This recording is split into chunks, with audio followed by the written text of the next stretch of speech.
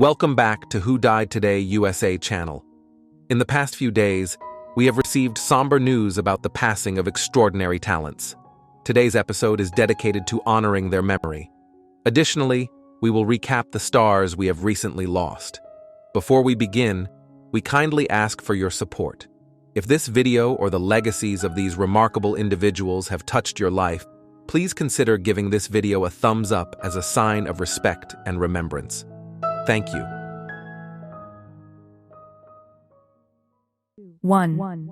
David Kaff, the British musician and actor best remembered for his role as Viv Savage in the cult rock mockumentary This Is Spinal Tap, passed away peacefully in his sleep on July 11, 2025. He was 79, born David Kaff in London on April 17, 1946. Kaff made his first mark on music history as a founding member of the progressive rock band Reservoir. The band's 1969 hit Sympathy climbed to number 1. 27 on the UK charts, and introduced Kaff's expressive keyboard artistry to a wide audience. He later lent his skills to Chuck Berry's The London Chuck Berry Sessions, 1972, playing on My Ding-a-Ling, Berry's only US number 1. One hit. Kaff's most enduring legacy, however, came in 1984, when he brought to life the laid-back keyboardist Viv Savage in This Is Spinal Tap. Despite limited screen time, Kaff delivered one of the film's most quoted lines, "Have a good time, all the time," with unforgettable charm. His performance embodied the dry wit and satirical brilliance that made the film a cultural touchstone. Following the film's success, Kaff briefly performed with the fictional band, appearing on Saturday Night Live and in mock public service announcements. Though he did not return for later albums or the upcoming sequel Spinal Tap 2, his original portrayal remains iconic among fans. In his later years, Kaff continued to perform with Mutual of Alameda's Wild Kingdom, a San Francisco-based group where his humor and musicianship found a new audience. Friends and bandmates described him as a man with quick wit, a generous spirit, and a genuine love for music and laughter. While David Kaff's screen and stage roles were often comedic, they were never trivial. He used subtlety to make people laugh and think. He leaves behind a rich legacy woven from notes, jokes, and joy. His message, delivered through a single memorable line, remains timeless. Have a good time, all the time.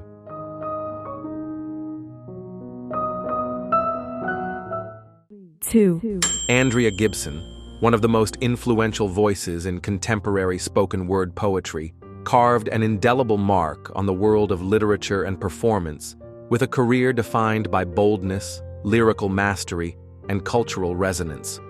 Born in Maine in 1975, Gibson rose to national prominence after relocating to Colorado in the late 1990s, quickly establishing themselves as a powerful presence in slam poetry. They were the inaugural champion of the Women of the World Poetry Slam in 2008 and a 4-time winner of the Denver Grand Slam, a testament to their dynamic stage presence and poetic command. Gibson's literary portfolio includes 7 acclaimed poetry collections. Among them, You Better Be Lightning, The Madness Vase, and Lord of the Butterflies. Their work, known for its emotional candor and political edge, explored themes of identity, love, and resilience. They also co-authored the prose title, How Poetry Can Change Your Heart, with Megan Falley, which further expanded their reach beyond the performance stage. Their artistic output extended into audio, with several spoken word albums that received wide praise for their raw energy and poignant storytelling. Gibson's contributions to the genre not only elevated the art form, but also built bridges for marginalized voices in poetry and activism. In 2023, their artistic excellence was formally recognized when they were appointed Colorado's 9th Poet Laureate. a role in which they inspired statewide appreciation for poetry's role in cultural dialogue and healing. Gibson's impact reached new audiences through the 2025 documentary Come See Me in the Good Light, which won the Festival Favorite Award at Sundance and highlighted their creative journey and enduring artistic spirit. Across stages, bookshelves, and screens, Andrea Gibson leaves a lasting cultural imprint as a writer who transformed personal truth into universal poetry, and whose career achievements continue to influence generations of artists and readers alike.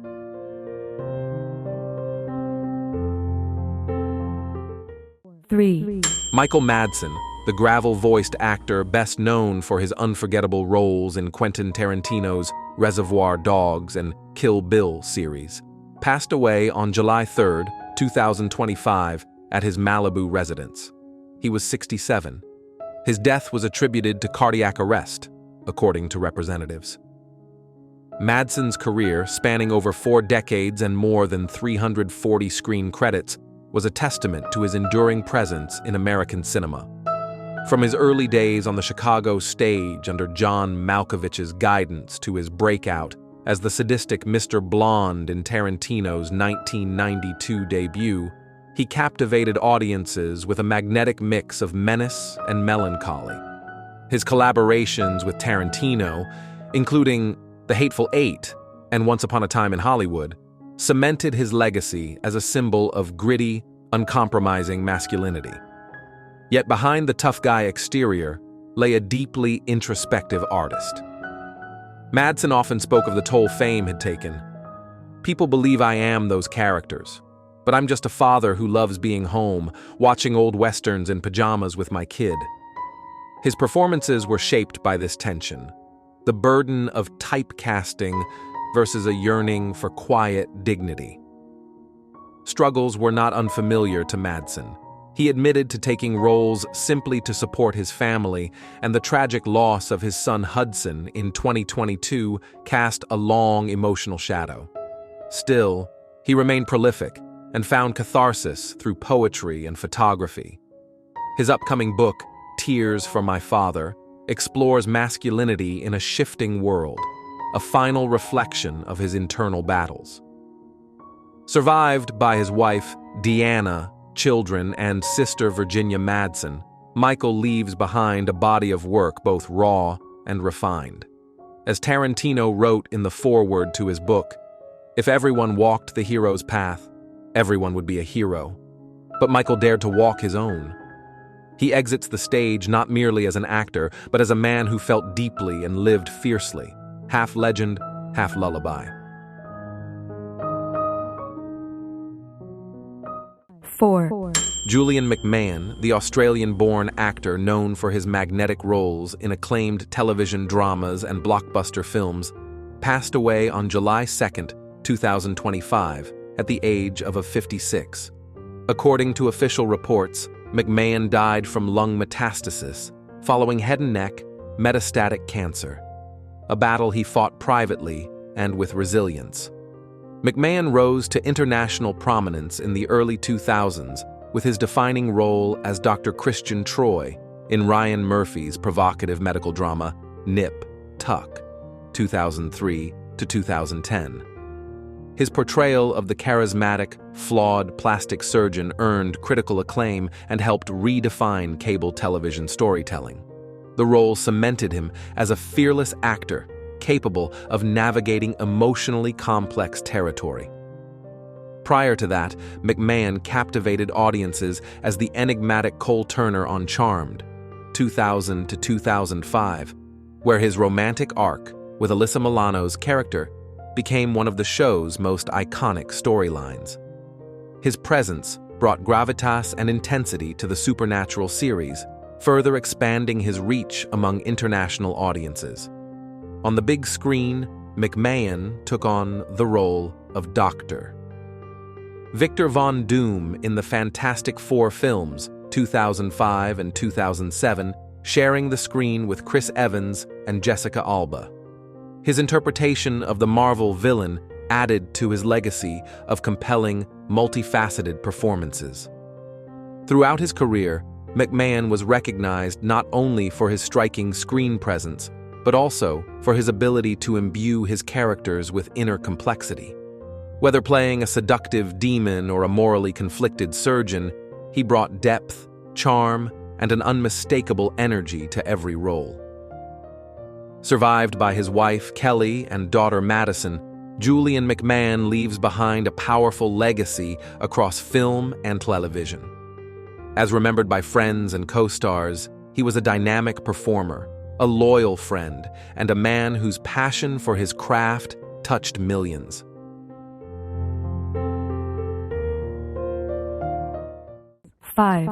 Mark Snow, the prolific composer whose haunting theme for The X-Files became one of television's most iconic sound signatures, passed away on July 3, 2025, at his home in Washington, Connecticut.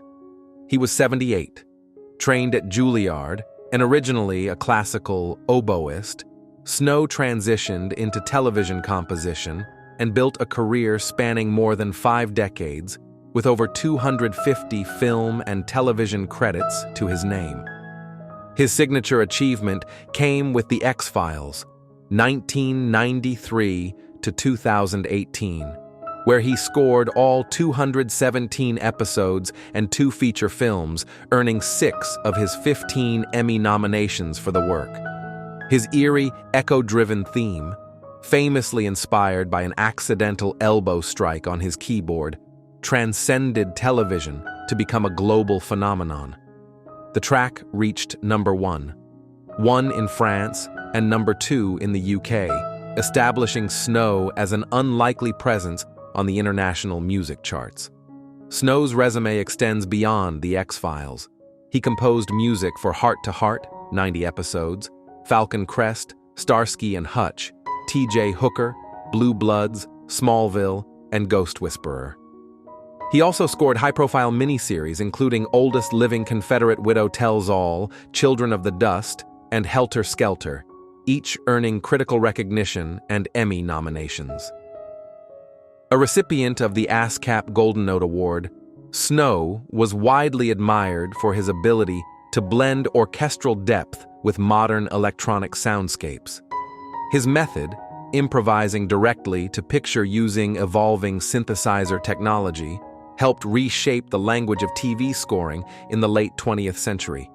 Snow's theme for The X-Files was ranked number 1, 39 by Rolling Stone in its 2022 list of the 100 greatest TV theme songs of all time, praised for capturing the spooky, sexy essence of the show's paranormal tone. With a career that redefined atmosphere in television drama, Mark Snow leaves behind a musical legacy that continues to resonate through generations of composers and audiences alike. 6. Lou Christie, the singer-songwriter who soared to the top of the 1960s pop charts with his piercing falsetto and distinctive blend of doo-wop and teenage melodrama, passed away on June 18, 2025, at age 82. Best known for his number 1 hit, Lightnin' Strikes, Christie was a standout voice in a transformative era of American pop music. Christie achieved 3 top 10 singles in the U.S. between 1963 and 1969, navigating the shifting landscape of the British invasion with a sound that was both nostalgic and forward-looking. His 1963 single, Two Faces Have I, co-written with longtime collaborator Twyla Herbert, climbed to number 6 and later inspired Bruce Springsteen's Two Faces. That same year, The Gypsy Cried peaked at number 24 and sold over 1 million copies, signaling his early success. In February 1966, Christie reached the pinnacle of commercial success with Lightnin' Strikes, a sweeping, dramatic pop anthem produced by Charles Calello. Its intricate arrangement, combining soaring vocals, bells, and backing harmonies, cemented Christie's place in music history. That same year, despite controversy, his single Rhapsody in the Rain entered the top 20, pushing boundaries with lyrics that led to radio edits and bans, evidence of his willingness to challenge pop conventions. Christie returned to the charts in 1969 with I'm Gonna Make You Mine, which hit number 1, 10 in the US and number 2 in the UK, further solidifying his transatlantic appeal. He toured nationally with Dick Clark's Cavalcade of Stars, performing alongside legends like Diana Ross, the Ronettes, and Gene Pitney. Though his commercial peak waned by the 1970s, Christie continued recording through various genres, including country pop, and found moderate success with his rendition of Beyond the Blue Horizon in 1974. For decades, he remained a staple of the oldies circuit, performing into the 2000s. From his early days breaking onto the charts to becoming a symbol of falsetto pop excellence, Lou Christie carved a unique path in American music, an enduring voice from the golden age of radio. 7.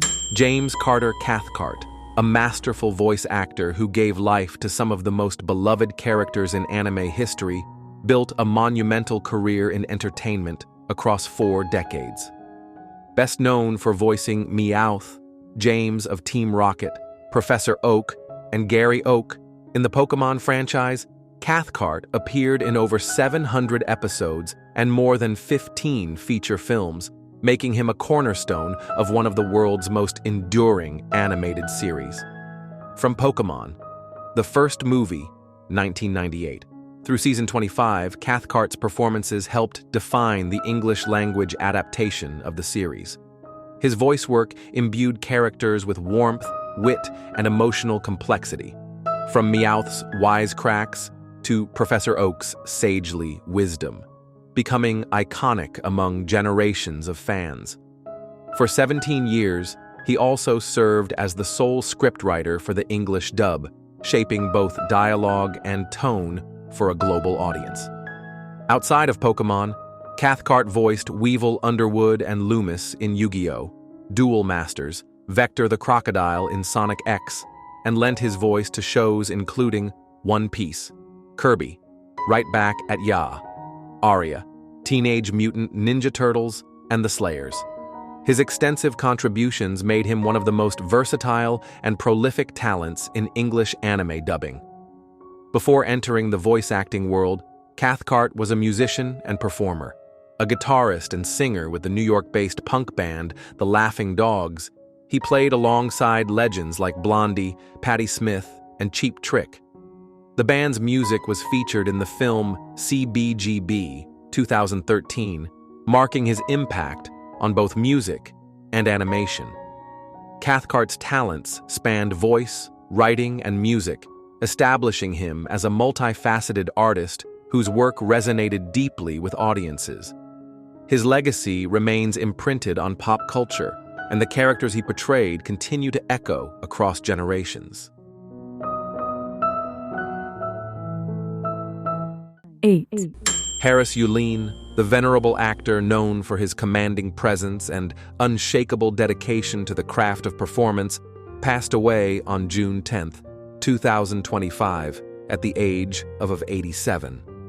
Over a career spanning more than 5 decades, Yulin forged a reputation as one of the most respected and quietly powerful figures in American theater and film.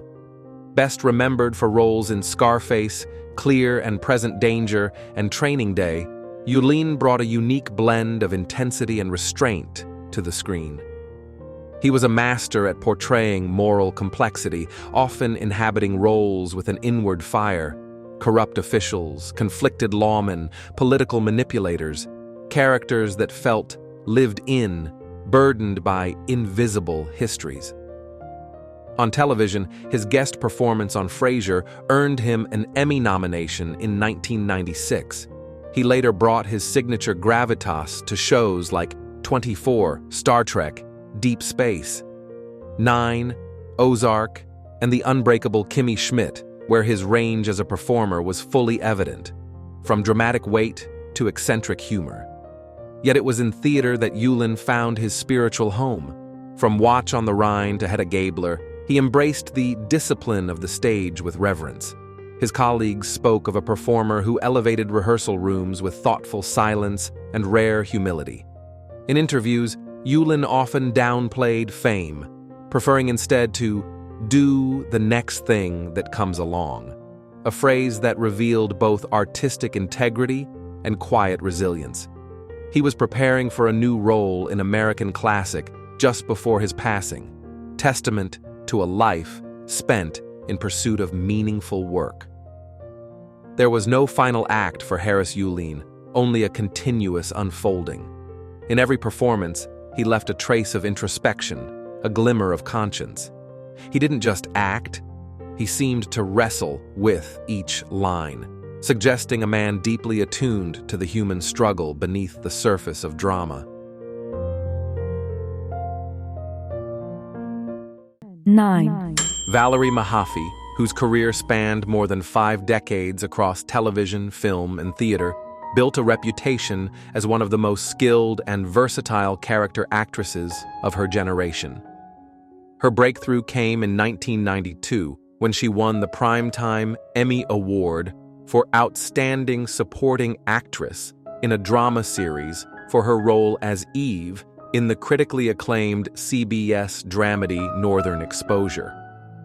Mahaffey's screen presence continued to command attention in major television roles.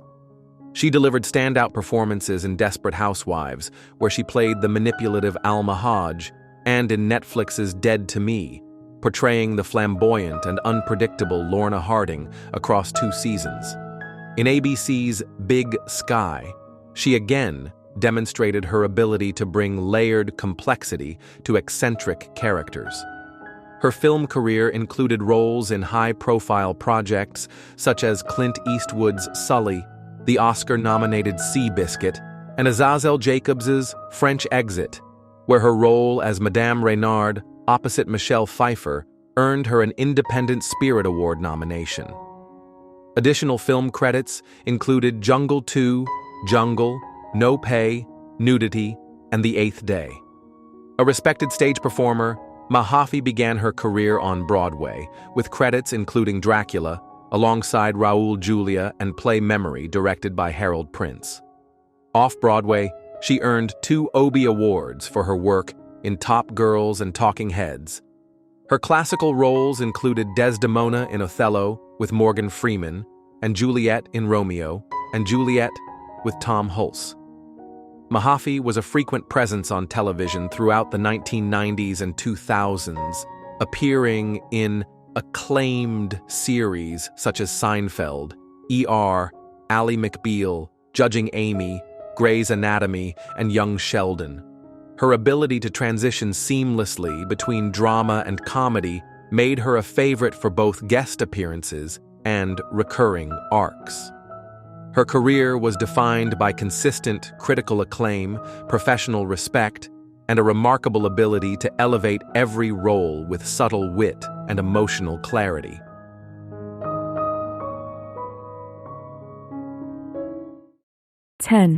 Lynn Hamilton, whose career on stage and screen spanned more than 5 decades, is remembered for her dignified and emotionally resonant portrayals that brought depth and grace to American television.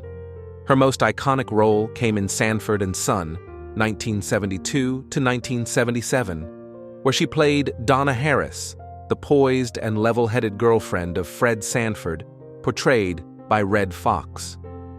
Initially cast in a 1-episode appearance, Hamilton's strong presence led producers to expand her character into a series regular, a rare move at the time that spoke to her command as an actress.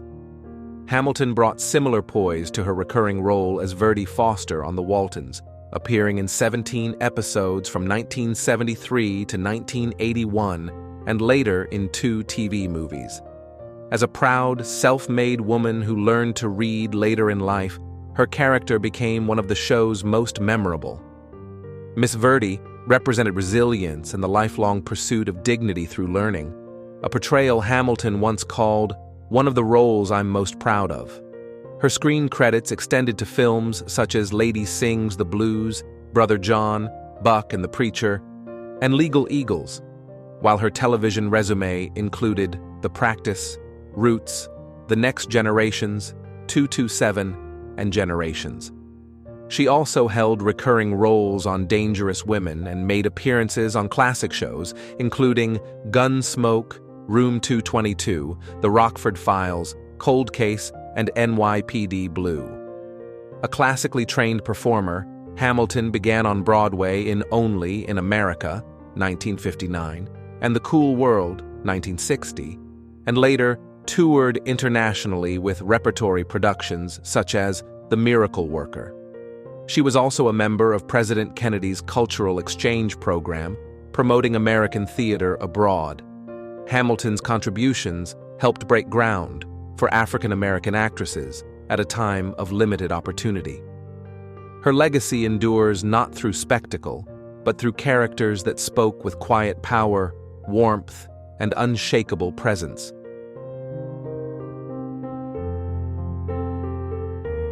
Kenneth Colley, the veteran British actor best known to global audiences as Admiral Piet in Star Wars, The Empire Strikes Back and Return of the Jedi, built a career that spanned more than 6 decades, marked by enduring range and subtle command.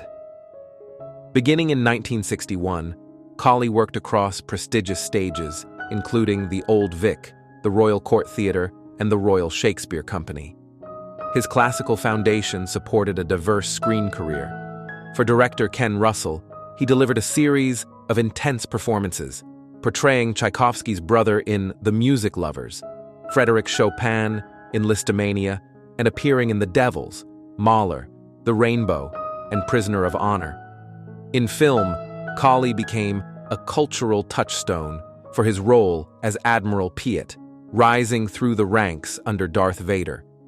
Initially introduced in The Empire Strikes Back, 1980, Piet's unexpected return in Return of the Jedi, 1983, spurred by fan enthusiasm, solidified Colley as the only Imperial officer to survive 2 consecutive Star Wars films. He reprised the role in the 2012 animated special Lego Star Wars, The Empire Strikes Out. Colley's collaboration with Monty Python members was equally impactful. He famously played Jesus in the satirical classic Life of Brian, 1979, and worked with Terry Gilliam in Jabberwocky, 1977, and Michael Palin in Ripping Yarns. His television credits included roles in Peaky Blinders, Wallenberg, A Hero's Story, and War and Remembrance, often portraying historical or military figures with chilling authenticity. Notably, Colley overcame a childhood stammer, which disappeared when performing, a testament to his natural gift. His favorite role, he once said, was Estragon in Waiting for Godot at London's Cockpit Theatre in 2014. Kenneth Colley's legacy is one of quiet precision and wide-ranging contribution, from Shakespeare to science fiction, remembered fondly by fans and peers alike. Roger Nichols, the Grammy-winning composer whose gentle melodies shaped the golden era of American soft pop, has passed away at the age of 84.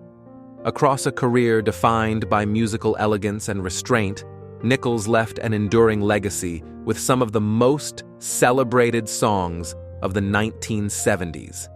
A classically trained musician with a natural ear for harmony, Nichols gained prominence through his groundbreaking collaboration with lyricist Paul Williams at A&M Records. The duo's partnership yielded an extraordinary catalog of hits that helped define the Carpenters' signature sound, including the now iconic We've Only Just Begun, Rainy Days and Mondays, and I Won't Last a Day Without You.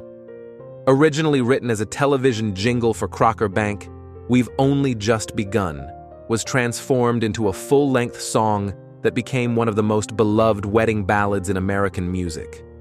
The Carpenters' 1970 recording of the track earned critical acclaim and cemented Nichols' status as a major songwriting force.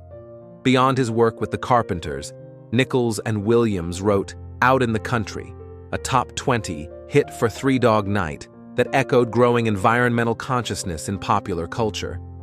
Nichols' compositions also appeared on records by Barbra Streisand and Maureen McGovern, showcasing his versatility across styles and genres. Nichols' influence extended into solo work as well. With his group Roger Nichols and the Small Circle of Friends, he released a cult classic 1968 album blending sunshine pop and jazz-influenced arrangements. Though not a commercial hit at the time, the album has since been recognized for its innovation and lush studio craftsmanship. A meticulous studio composer, Nichols was admired for his structured approach to songwriting, often composing full melodies before a single lyric was added. His disciplined artistry set him apart in an industry that prized spontaneity. Roger Nichols quietly stepped away from the music industry in the 1980s, choosing instead to focus on family and life in Montana. Yet the songs he created remain an essential part of the American songbook, timeless, elegant, and emotionally resonant.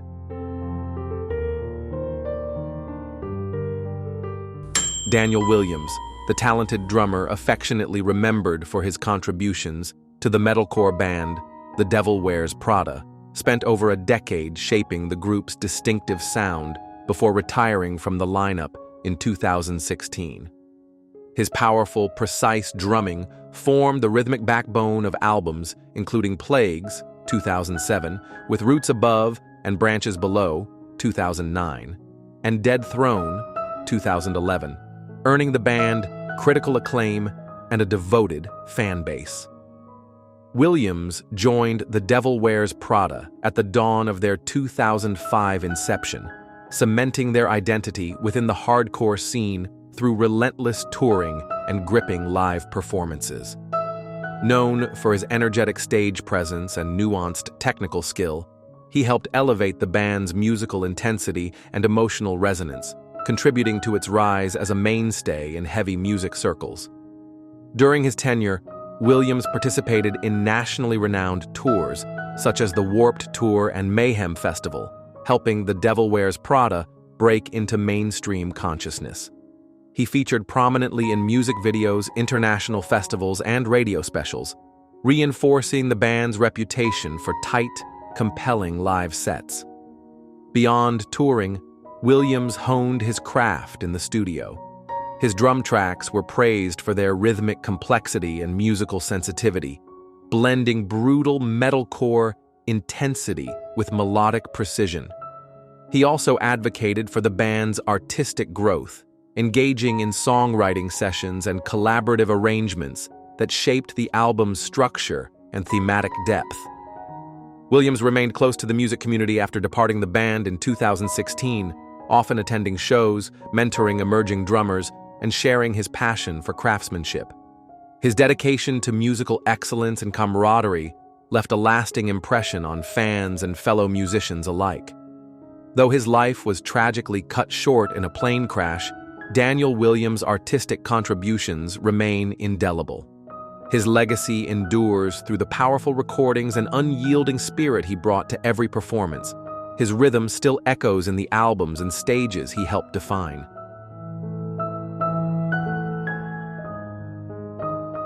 Breaking news, from booby traps to boardrooms, Macaulay Culkin's unscripted masterpiece.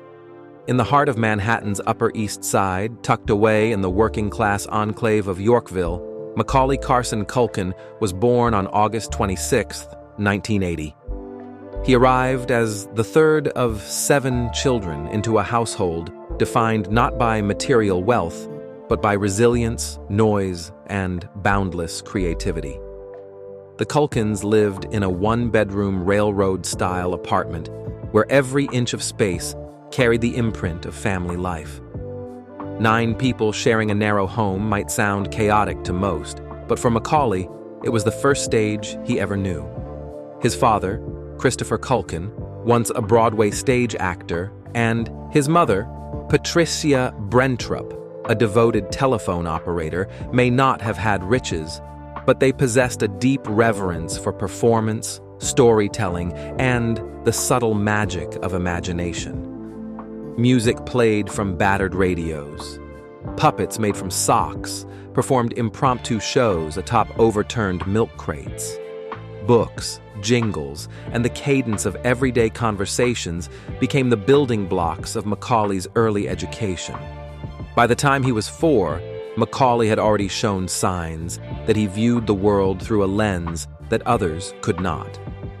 While most toddlers were learning their ABCs, he was reciting television advertisements with impeccable timing and comic precision.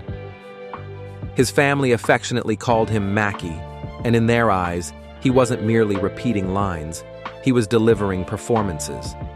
Each smile, pause, and inflection suggested a natural entertainer with instincts far beyond his years. Sensing something rare in his son, Christopher began taking more proactive steps to support his development.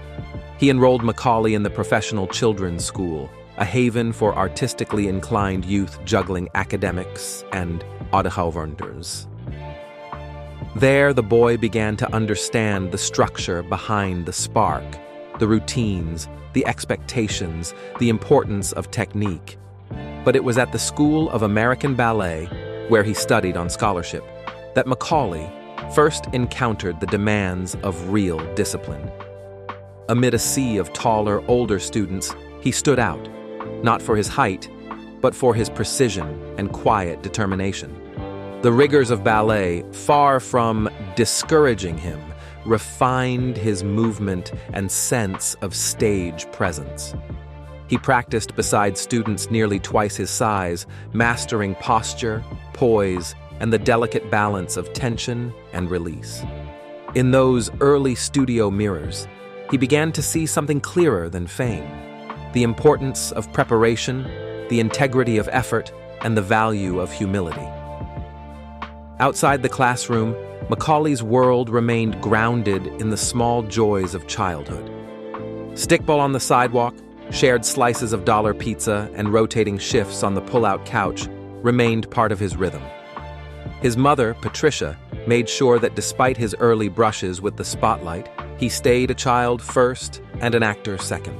Audition days were shared among siblings to ensure no one felt left behind, reinforcing that the family, however squeezed for space, was never short on love or support. These foundational years, though modest in means, were abundant in imagination, empathy, and grit. They built a boy who could balance on point one day and dodge subway turnstiles the next. A child whose early immersion in both discipline and play would prepare him for the remarkable journey ahead. Macaulay Culkin's ascent into cinematic legend began with a humble step, a small off-Broadway role that paid $50. In a family where every dollar stretched thin, it was a sign of something more than luck. Commercials soon followed: cough syrup, fast food, breakfast cereals. Each gig brought another month of electricity, and with it, another chance to sharpen his craft. Then came a defining moment. During a rehearsal for Uncle Buck, director John Hughes jotted down a note after watching young Macaulay perform "Kid owns silence with eyes." That single sentence became the spark that lit a franchise. Hughes went on to write Home Alone, 1990, with Culkin in mind, casting him as Kevin McAllister, the clever, spirited boy left alone at Christmas. The film became a global sensation, grossing over $476 million worldwide and catapulting Macaulay to unprecedented fame. From a shared fold-out sofa in Yorkville, he rose to become the most recognized child actor on Earth. Media frenzy followed: magazine covers, talk shows, trading cards. His image was everywhere. But behind the flashbulbs, Macaulay remained grounded in his craft. His comedic instincts, expressive face, and ability to convey emotion without words drew comparisons to silent film icons like Chaplin and Keaton. In My Girl, 1991, he shifted from comedy to emotional drama, showing his range with a performance steeped in tenderness. Then, Home Alone 2, Lost in New York, 1992, shattered sequel expectations, cementing his box office power. At just 12, he was not only the highest-paid child actor of his time, but also had control over profit shares and script input. Refusing to be pigeonholed, Macaulay pursued darker material. In The Good Son, 1993, he played Henry, a disturbingly cold-hearted child whose charm masked chilling violence. The risk paid off, confirming that Culkin could handle more than just holiday mischief. He closed this chapter with Richie Rich, 1994, portraying a boy born into privilege, ironically mirroring his own rise to fame. By age 14, Macaulay had starred in 8 major films with a combined gross exceeding $1 billion, a staggering achievement by any measure. Yet behind the curtain, the relentless pressure of global stardom began to wear thin. Endless press tours, constant public scrutiny, and the erosion of childhood joy began to show. Even as he received the MTV Kid of the Decade award in 1995, Macaulay quietly began stepping back, seeking a life that offered more than applause. The boy who once ruled box offices was ready to reclaim his time and rediscover himself beyond the frame. While Macaulay Culkin had become synonymous with laughter, wide-eyed mischief, and the joyous chaos of holiday blockbusters, he understood that enduring artistry required more than comedic timing. Determined to stretch his creative muscles and avoid being boxed into one persona, Culkin made a bold career move that startled both audiences and critics. In 1993, he took on the lead role in The Good Son, portraying Henry, a charming yet chillingly sociopathic boy whose angelic appearance masked deeply sinister tendencies. The film marked a stark departure from the lovable Kevin McAllister. Here was a young actor, barely a teenager, navigating a character laced with psychological complexity and emotional darkness. His cold, calculating stare and manipulative dialogue were so convincing that some early test screenings prompted studio concerns about whether audiences were ready to see America's favorite child star in such a disturbing role. But Macaulay insisted on keeping the film's original tone. The gamble paid off critically. While the movie polarized some viewers, most acknowledged his daring range and ability to carry dramatic weight well beyond his years. It was a clear message. Macaulay Culkin was not just a seasonal sensation. He was a serious performer capable of subverting expectations. After pushing boundaries, he returned briefly to lighter territory in Richie Rich, 1994, playing the world's wealthiest kid with an extravagant lifestyle, private roller coasters, in-house McDonald's outlets, and diamond-studded skateboards. On the surface, it was playful fantasy, but for those paying attention, the film offered an ironic mirror of Culkin's real-life ascent into fame and fortune. By that point, his face was not just on posters, but on merchandise, dolls, lunchboxes, and even video games. By the time he turned 14, Culkin had achieved a level of commercial success most adult actors could only dream of. With 8 theatrically released films to his name and a combined global box office, gross surpassing $1 billion, he had, by every metric, reached the pinnacle of child stardom. Yet, with that meteoric rise came a cost. One not measured in box office returns, but in moments of stolen childhood. The seemingly endless press tours, high-stakes interviews, and swarms of paparazzi created a life that felt more curated than lived. Privacy became a luxury, spontaneity a relic. Every expression could be misinterpreted, every comment overanalyzed. Even during celebratory moments like receiving MTV's Kid of the Decade award in 1995, Macaulay appeared contemplative.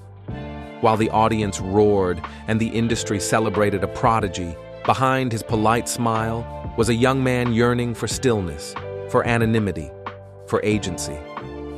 By the mid-1990s, that longing had grown impossible to ignore. While his fans wanted more sequels, more interviews, and more smiles, Macaulay was quietly preparing to step away. The decision was not abrupt, but deliberate.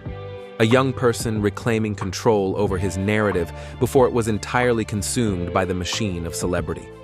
In embracing roles of complexity and vulnerability, Macaulay Culkin proved that behind the laughter was an actor with vision, range, and, most importantly, the courage to walk away when the spotlight burned too brightly. Hoy Chat GPT. By the age of 14, while his peers were navigating homework and adolescence, Macaulay Culkin made a decision few could understand, but many would later admire. He stepped away from the camera. At the height of his fame, with international recognition and a resume rivaling some adult actors, Culkin chose instead to reclaim his own life. Enrolling full-time at Manhattan's professional children's school, he hoped to experience a version of normalcy, to trade red carpets for textbooks and rehearsals, for recess. But the truth was, fame leaves fingerprints. Even in his retreat, the shadows of global stardom lingered. It was not just fans or press who followed him, but the psychological residue of a life accelerated beyond measure. Culkin battled insomnia, often staring at plaster ceilings long after midnight, haunted by flashbulbs that no longer flashed. A growing sense of anxiety and emotional disconnection took root. Despite his absence from Hollywood, he could not fully escape its pressures. Then came the legal storm. In the late 1990s, a public and painful dispute erupted between his parents over control of his substantial earnings, estimated to have surpassed $40 million.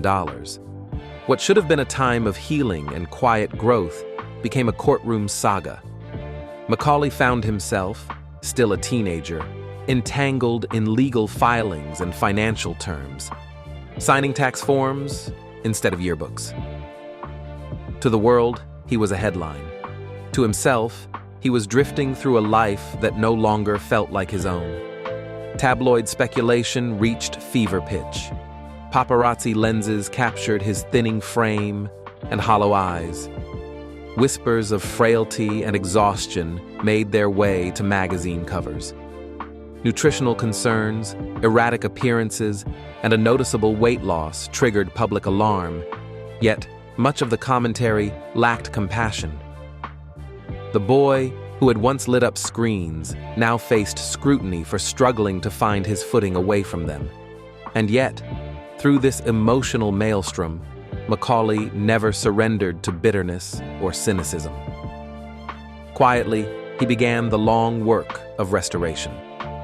Therapy became a steady guidepost, offering him tools to process years of pressure, performance, and loss. He started journaling, a practice that helped him locate his own voice beyond scripts. Meditation introduced him to stillness he had never known as a child star. With time, he recognized the need not just to leave the industry, but to leave the environment that fed its intensity. He relocated to Paris, a city that gave him both anonymity and perspective. Gone were the limousine rides and studio meetings. In their place were morning walks along the Seine, quiet bookstores tucked into alleyways, and a renewed appreciation for solitude. He gave up cigarettes in favor of fresh air, exchanged greasy late-night meals for produce from open-air markets, and embraced a lifestyle that valued presence over pace. Paris offered him what fame could not: peace without performance.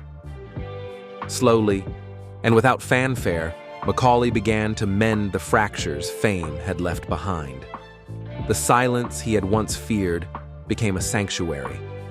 And in that silence, he rediscovered not only his strength, but the quiet beginnings of reinvention. After years away from the limelight, Macaulay Culkin's return to the screen was not marked by grand premieres or viral campaigns, but rather by a quiet, deliberate choice to step back into storytelling, this time on his own terms. In 2003, he re-emerged with Party Monster, a gritty departure from his earlier roles, portraying Michael a controversial figure from New York's club scene. The film was jarring for audiences who still associated him with wide-eyed innocence. But for Culkin, it was an artistic reset. The role offered complexity, darkness, and the creative freedom he had long craved. Critics were divided, but one message was clear. He was no longer a child actor, but a performer unafraid to take risks. In the years that followed, Culkin kept his creative spirit alive across multiple platforms. He took on voice acting, appeared in experimental theater, and co-founded the satirical band The Pizza Underground, which parodied Velvet Underground songs with pizza-themed lyrics. Many initially dismissed the project as comedic mischief, but beneath the humor was a subtle assertion of control over his image. By embracing parody, he was reclaiming the narrative, laughing with the world rather than being laughed at. Then, in 2018, came a moment of poignant nostalgia. Culkin appeared in a widely shared Google Assistant commercial, reenacting famous scenes from Home Alone, with self-aware irony. Fans worldwide responded with joy, not only for the clever homage, but for the way he leaned into memory without being consumed by it. It was a masterclass in reinvention, bridging past and present with grace. In 2021, he took on a far more dramatic turn in American Horror Story, double feature. As Mickey, a drifter haunted by both desire and despair, Culkin stunned critics and audiences alike. His performance radiated nuance, vulnerability, and complexity. Many called it his finest work as an adult actor, a statement of creative maturity that silenced lingering doubts about his range. That same year, Macaulay Culkin's life took another transformative turn. He became a father. He and actress Brenda Song welcomed a son in 2021, followed by a daughter in 2023. Parenthood, he often shares, reoriented his entire world. Scripts and studio calls now had to wait for bedtime stories. Recording sessions were scheduled around lullabies. For the first time in decades, his career bent around his personal life, not the other way around. Health and well-being became central to his daily rhythm. He embraced what he called soft starts to the day. No alarms, no rush, just quiet reading and reflection before the demands of fatherhood or filming. Morning yoga, home-cooked meals, and walks with his children replaced the chaos of press junkets and film sets. But Macaulay's renaissance extended beyond the personal. He co-founded Bunny Ears, a satirical lifestyle brand that mocked wellness culture while quietly supporting it. Through this platform, he launched podcasts, blog series, and even an animation incubator for emerging creators. Yet beneath the satire lay a sincere mission: to foster creativity, community, and care. Revenue from Bunny Ears helped fund art therapy kits for children in hospitals, storytelling workshops in under-resourced schools, and artist retreats for marginalized voices. For Culkin, it was about more than business. It was about stewardship. He was no longer just an actor or entrepreneur. He was a craftsman of empathy, building platforms for others to tell their stories while continuing to reshape his own. In an era increasingly dominated by artificial intelligence and synthetic media, Macaulay Culkin has emerged not only as a survivor of early fame, but as a thoughtful protector of those entering the industry after him. Drawing from a lifetime of lived experience, both joyful and traumatic, he has become a vocal advocate for the rights and well-being of child performers navigating a rapidly evolving entertainment landscape. In 2023, Culkin made headlines not for a role, but for a cause. Testifying before a committee convened by the Screen Actors Guild, he played a key role in shaping ethical standards around AI-generated likenesses. His proposed Dakota Clause, named in honor of his late sister, mandates fiduciary oversight and residual protection for digital renderings of minors. It was a landmark step toward ensuring that future generations of child actors are shielded from exploitation, even in virtual form. But his advocacy does not end at policy. Culkin also launched Project Echo Vault, an open-source platform designed to verify the authenticity of digital content. The initiative allows audiences, studios, and artists to trace whether performances are genuine or AI-generated fakes. At the platform's launch, he summarized his ethos in a single sentence. Fame is a tool. Like fire, it can warm or consume. Use it wisely.